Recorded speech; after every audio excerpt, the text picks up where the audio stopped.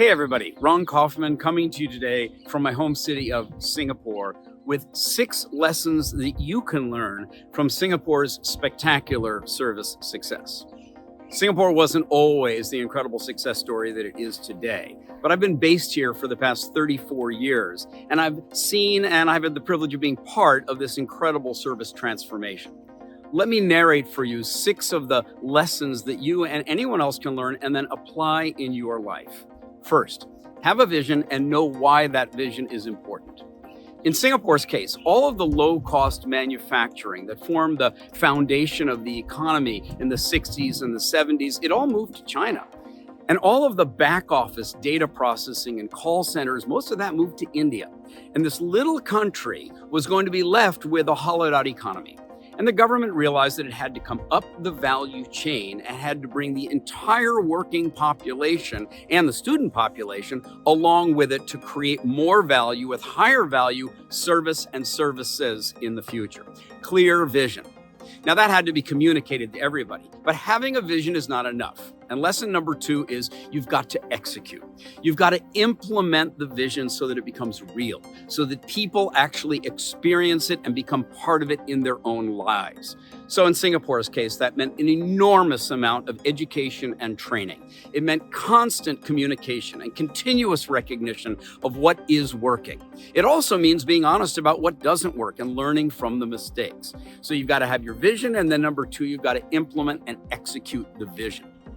Lesson number 3 is you got to help people to embrace change. Let's face it, change can sometimes be hard. And when you're asking, especially adults, to transition from the way they've done things to a new or different way of doing things, you've got to give them the encouragement, the enablement, the empowerment, and the support. And in Singapore's case, that includes funding education and training for everyone who lives and studies and who works here.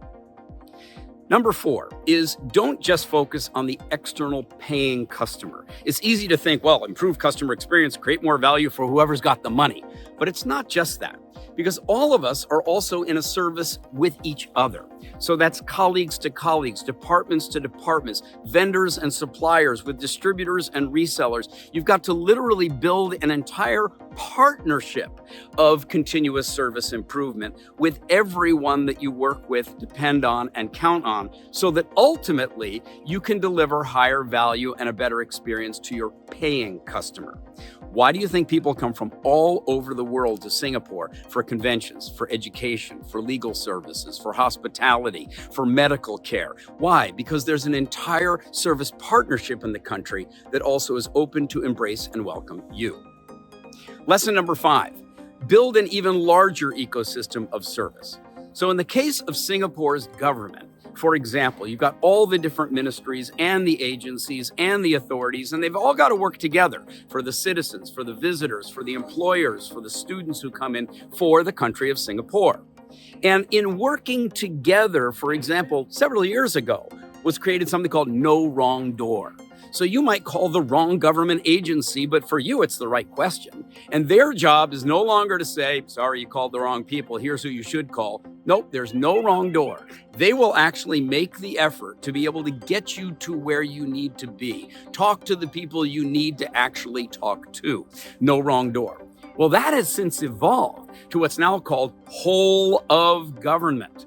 So the entire government of the country is thinking about how can we as a whole government do the very best we can. And that includes things like co-locating offices or combining apps or building shared websites, and all making it easier for those of us who are served by the government to work with the government to keep this amazing country thriving and growing.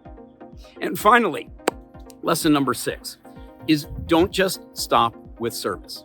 Service is taking action to create value. I've been teaching that for years. But what makes something valuable is when it contributes to someone's well-being. Maybe it's their emotional well-being, maybe it's their relational well-being, maybe it's their physical well-being, maybe it's their financial well-being. But when you contribute to someone's well-being, then that's service at a very high level, excellent value. Care is concern and ongoing commitment to the well-being of the people that you serve. And Singapore is just a tremendous example of that going on right now. In the midst of aging population and ecological challenges and geopolitical challenges, you've got a country here that is focused on continuous creation of value, not only for the people who are here, but for everyone else in the geopolitical neighborhood, for every other country in the world. A tiny country like Singapore cannot afford to have an enemy. So how do you make everybody a friend? You figure out what will contribute to their well-being and what's the action that you can take to be more valuable for them. That's a lesson that all of us can learn and apply, not just at a city level, not just at a global level, but even at a personal, family, neighborhood, and community level. So, Ron Kaufman, thank you for your time. Serve better, care more, and love life.